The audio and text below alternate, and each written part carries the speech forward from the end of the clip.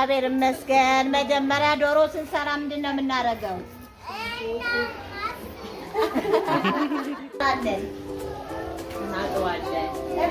እናደርጋለን። በደንብ በሎሚ ይታጠባል፣ በጨው ይታጠባል። በደንብ ሙልጭ አድርገን ካጠብን በኋላ ምን ትባላለች? ልጆች ምን ትባላለች? አጨብጭቡ ለራሳችሁ።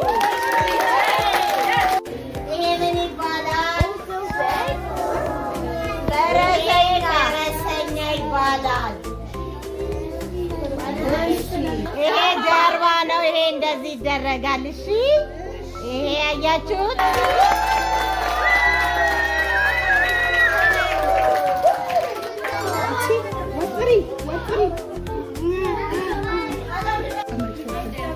ዱቄት ገብቷል። ልጆች ጨው ተደርጓል።